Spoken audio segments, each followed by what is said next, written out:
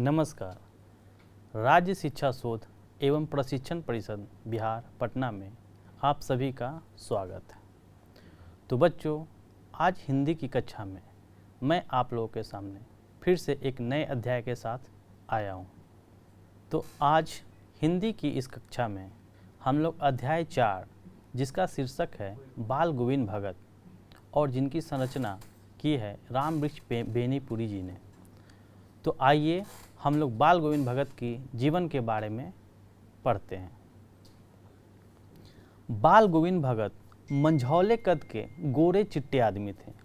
मंझौला कद मतलब ना ज़्यादा लंबा और ना ज़्यादा छोटा, बीच का, लगभग 5 से 5.5 फुट के बीच का आदमी। गोरे चिट्टे आदमी थे। रंग कैसा था उनका? गोरा था। 60 से ऊपर के ही होंगे। उनका उम्र कितना था? 60 साल से ऊपर ही था, कम नहीं था। बाल पक गए थे। बाल पक गए। 60 साल से ऊपर के आदमी होते हैं, उनका अधिकतर बाल क्या होता है? काला से सफ़ेद हो जाता है, जिन्हें हम लोग कहते हैं कि बाल क्या हो गए हैं? बाल पक गए हैं। लंबी दाढ़ी या जटाजूट तो नहीं रखते, किंतु हमेशा उनका चेहरा सफ़ेद बालों से ही जगमग किए रहता। कह रहा है कि वो लंबी दाढ़ी नहीं रखते थे और ना ही जटाजूट रहते थे। जटाजूट कहते हैं जिसमें जो बालों में जटा जैसा बन जाता है, लट्टा बन जाता है, वे सब नहीं रखते थे और ना ही लंबी दाढ़ी रखते थे। लेकिन उनका जो सर था वो हमेशा सफ़ेद बालों से ही ढका रहता था। कपड़े बिल्कुल कम पहनते हैं। कपड़े जो है वो बिल्कुल कम, नाम मात्र, जितना से शरीर को ढका जा सके उतने ही कपड़े पहनते थे।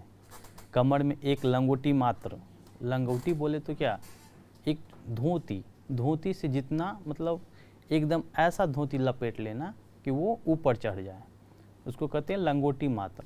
और सिर में कबीर पंथियों की सी कनफटी टोपी। कनफटी टोपी कैसी होती है? देखिए, बगल के पिक्चर में आप देख रहे होंगे कि एक आदमी जो है वो टोपी पहना हुआ है। वो कनफटी टोपी होती है जिससे सर तो ढक जाए मगर कान न ढके। कान ऐसे ही खुले दिखते हैं और सर ढके रहते हैं। वैसी टोपी को कनफटी टोपी कहते हैं। जब जाड़ा आता, एक काली कमली, कमली मतलब कंबल, जब जाड़ा का समय आता था तो मात्र एक काला कंबल ओढ़ लेते थे। मस्तक पर हमेशा चमकता हुआ रामानंदी चंदन, जो नाक के एक छोर से ही औरतों के टीके की तरह शुरू होता। जैसे महिलाएं टीका करती हैं ना, नाक से लेकर पूरे मांग तक सिंदूर किए रहती हैं, उसी तरह यह बाल गोविंद भगत जी भी जो हैं रामानंदी चंदन लगाए रहते थे। जैसा कि बगल के आप पिक्चर में देख रहे हैं, तस्वीर में देख रहे हैं कि एक आदमी चंदन लगाए हुए है, वो रामानंदी चंदन कहलाता है। देखिए, बगल में जो आदमी है वो जो टीका लगाए हुए है उसे रामानंदी चंदन कहते हैं। यह इसी तरह से लगता है। गले में तुलसी की जड़ों की एक बेडौल सी माला बंधे रहते थे। कहता है कि गले में तुलसी जी की जड़ों की एक माला बनाए रखते थे, बेडौल सी, जैसे तैसे पहने हुए। तो इस तरह के चरित्र वाले आदमी थे बाल गोविंद भगत। तो आइए उनके बारे में अब आगे पढ़ते हैं। ऊपर की तस्वीर से यह नहीं माना जाए कि बाल गोविंद भगत साधु थे। कहने का मतलब है कि ऐसी जो तस्वीर एक बताई गई है वो तो किसी साधु की होती है। कोई साधु ही जो होता है धोती पहने रहता है, एक कंबल ओढ़े रहता है, चंदन टीका किए हुए रहता है। लेकिन नहीं, बाल गोविंद भगत जी साधु नहीं थे। वह एक गृहस्थ आदमी थे, घरेलू आदमी थे। वैसे आदमी जिन्होंने शादी करके अपना परिवार बसाया हो, वैसे आदमी को गृहस्थ आदमी कहते थे। कहता है कि बाल गोविंद भगत गृहस्थ आदमी थे। उनकी गृहिणी, गृहिणी का मतलब होता है पत्नी, धर्म पत्नी। उनकी गृहिणी की तो मुझे याद नहीं, उनके बेटे और पुतोहू को तो मैंने देखा था। कह रहा है कि उनकी पत्नी के बारे में तो मुझे याद नहीं, यानी कि उनकी पत्नी गुजर गई, इस दुनिया से चली गई। लेकिन हाँ, उनका एक बेटा और पुतोह, पुतोहू मतलब होता है क्या, पुतोह, पुतोह को तो मैंने देखा है। थोड़ी खेती बाड़ी भी थी, एक अच्छा साफ सुथरा मकान भी था। कह रहा है कि बाल गोविंद भगत के पास, उनके पास एक बेटा उनका बेटे के साथ उनकी बेटे की शादी हो गई थी, तो एक बहू और खेती बाड़ी भी थी। बाल गोविंद भगत जो है खेती बाड़ी भी किया करते थे। एक साफ़ सुथरा मकान भी था, मकान जिसमें लोग रहते हैं वो साफ़ सुथरा वो रखते थे। किंतु खेती बाड़ी करते, परिवार रखते भी बाल गोविंद भगत साधु थे। साधु की सब परिभाषाओं में खड़े उतरने वाले। कह रहा है कि वो परिवार तो उनके पास था, लेकिन परिवार के साथ वो एक साधु जैसा व्यवहार करते थे। सारी साधुओं की जैसे परिभाषा होती है ना, उस पर वे खड़े उतरते थे, मतलब बिल्कुल साधु के जैसा ही लगते थे। क्यों? क्योंकि साधु क्या करते हैं? धोती पहनते हैं, चंदन टीका करते हैं। उसी तरह बाल गोविंद भगत भी अपनी वेशभूषा उसी तरह बनाए हुए रखते थे, मगर वो साधु नहीं थे, एक गृहस्थ आदमी थे। कबीर को साहब मानते थे। साहब, साहब का मतलब होता है मालिक, यानी वो कबीर को मालिक मानते थे। उन्हीं के गीतों को गाते, उन्हीं के आदेशों पर चलते। कबीर जी के द्वारा जो गाना लिखा गया था उन्हीं को वो गाते गुनगुनाते रहते थे और उन्हीं के मार्गदर्शन पर चलते थे। कभी झूठ नहीं बोलते, खड़ा व्यवहार रखते। कहता है कि बाल गोविंद भगत जी कभी झूठ नहीं बोलते थे, हमेशा सच बोलते थे और खड़ा व्यवहार रखते थे। जो बोलते थे एकदम सबके सामने समक्ष बोलते थे, पीछे में बोलने वाली बात उनमें नहीं थी। वो जो भी बोलते हैं खड़ा बोली बोलते थे। किसी से भी दो टूक बात करने में संकोच नहीं करते थे। दो टूक बात मतलब बात को स्पष्ट रूप से कहना। किसी की भी से भी वह कोई भी बात स्पष्ट रूप से कह देते थे। इसमें वो संकोच करना मतलब घबराते नहीं थे, सीधा बोल देते थे। न किसी से खामखा झगड़ा मोल लेते थे। खाम का मतलब बिना मतलब का, वह किसी से कोई झगड़ा मोल नहीं लेते थे। किसी की चीज़ नहीं छूते, न बिना पूछे व्यवहार में लाते। कहता है कि वह दूसरे की चीज़ों को छूते नहीं थे। क्या आप लोग दूसरे की चीज़ों को छूते हैं? कक्षा में तो आप लोग अपने दोस्तों की चीज़ों को बिना पूछे छू लेते हैं।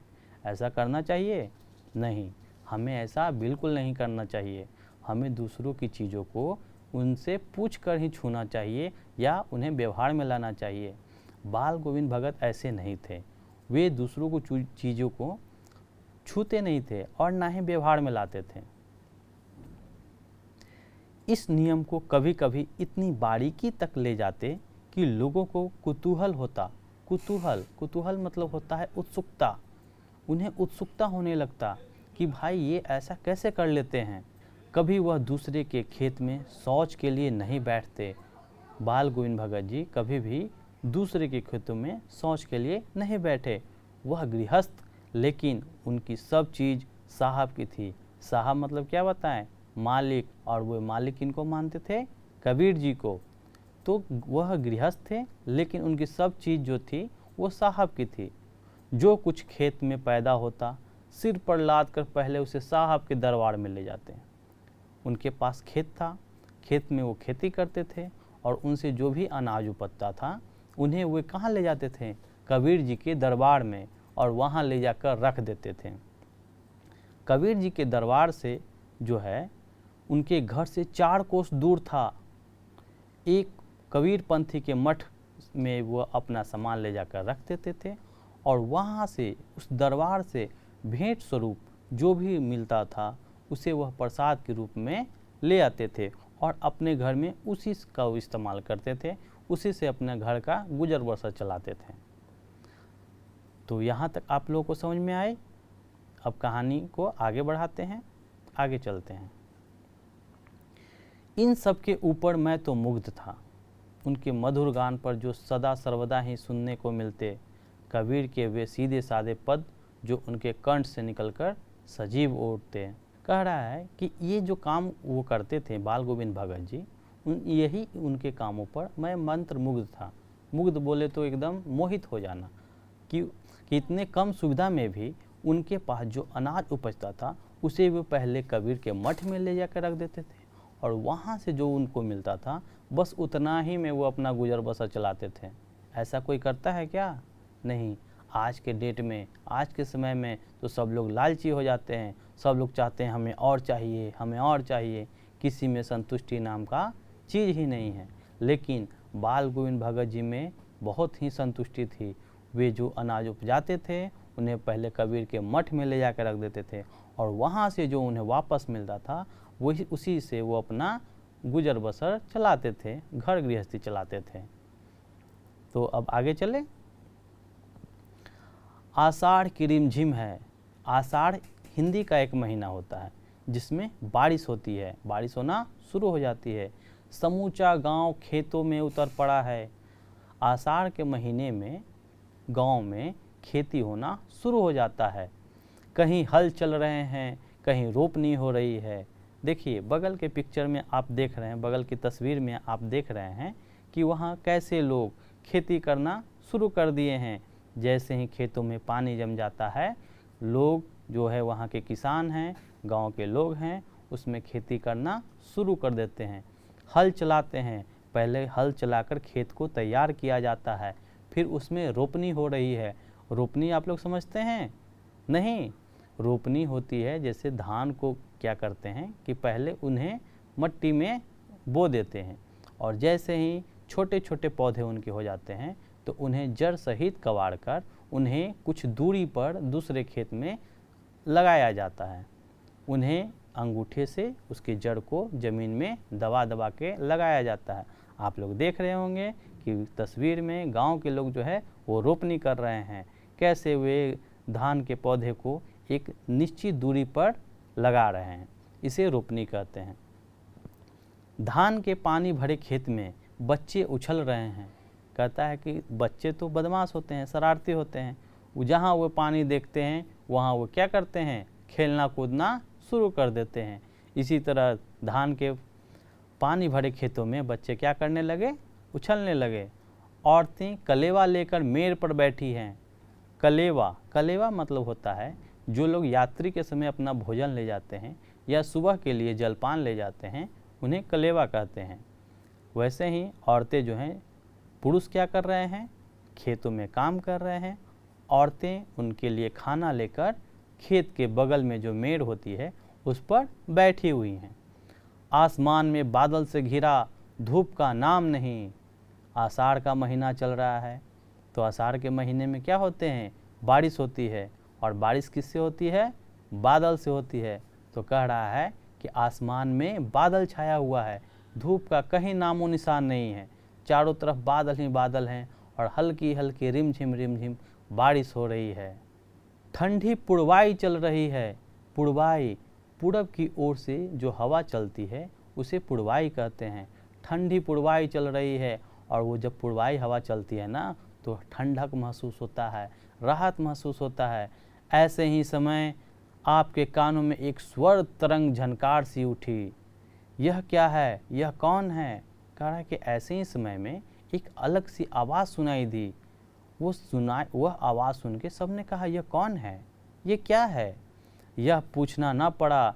बाल गोविंद भगत समूचा शरीर कीचड़ में लिए अपने खेत में रोपनी कर रहे हैं। कह रहा है कि वहीं अपने बगल के खेत में बाल गोविंद भगत समूचा शरीर कीचड़ से लथपथ, मतलब शरीर जो है वो कीचड़ से लटाया हुआ है और वैसे में वह अपने खेतों में क्या कर रहे हैं, रोपनी कर रहे हैं। उनकी अंगुलियां एक एक धान के पौधे को पंक्तिबद्ध खेत में बिता रही है। बिताना मतलब रोपना। उनका कर एक एक शब्दों को संगीत के जीने पर चढ़ाकर कुछ को ऊपर स्वर्ग की ओर भेज रहा है और कुछ को इस पृथ्वी की मिट्टी पर खड़े लोगों के कानों की ओर। कह रहा है कि वे इतना कस के, इतना अधिक स्वर में वो गाना गा रहे हैं कि उनका जो स्वर है बहुत ऊंचा उठ रहा है, इतना ऊंचा जा रहा है मानो आकाश में स्वर्ग को छू रहा हो। और नीचे जो पृथ्वी पर जितने, यानी धरती पर जितने लोग खड़े हैं वो रोपनी कर रहे हैं, बगल में मेड़ पर बैठे हुए हैं, उन सब के कानों में उनका संगीत गूंज रहा है।